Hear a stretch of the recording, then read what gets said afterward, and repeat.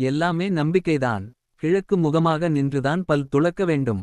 நதிகளில் புனித நீராடினால் நதிநீர் புறப்படும் திசை அறிந்து அதை நோக்கி மூழ்கிக் குளிக்க வேண்டும்.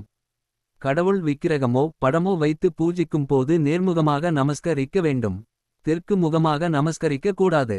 வாசலில் நேர்கோட்டில் கோலம் போட்டால் தெற்கிலிருந்து வடக்காக கோடுகளை இழுக்க வேண்டும். கிழக்கு அல்லது மேற்கு பார்க்க நின்று கொண்டு கோலமிட வேண்டும். பூஜை செய்யும் போது மந்திரங்கள் சொல்லும் போது பலகையிலமர்ந்து வடக்கு அல்லது கிழக்கு பார்த்து செய்ய வேண்டும். தீபம் கிழக்கு நோக்கி இருப்பதே நலம். வெளியே புறப்படும்போது சற்று வடக்கே நடந்து விட்டு புறப்படுவது நல்லது. 2 பேருக்கு மேல் சாப்பிட்டால் வடக்கு முகம் பார்த்து அமரலாம். ஒருவர் மட்டும் என்றால் வடக்கு உகந்ததல்ல. புது துணியை கிழக்கு முகம் பார்த்து அணிய வேண்டும். குழந்தைகளை கிழக்கு பார்த்து உட்கார வைத்துதான் எந்த நல்ல காரியமும் செய்ய வேண்டும். வேட்டி புடவையின் தலைப்பு பாகத்தை தெற்கு பார்த்து உலர்த்தக் கூடாது.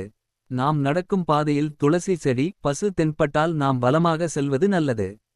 மருந்தை கிழக்கு அல்லது வடக்கு திசை நோக்கி உட்கொள்ள வேண்டும். வடக்கு பக்கம் தலை வைத்து தூங்கக்கூடாது என்பது நமக்கு தெரிந்தது தானே. மேலே சொன்ன அனைத்தும் நம்பிக்கை அடிப்படையிலானதே. அவரவர் நம்பிக்கைக்கேற்ப இவற்றை கடைபிடிக்கலாம்.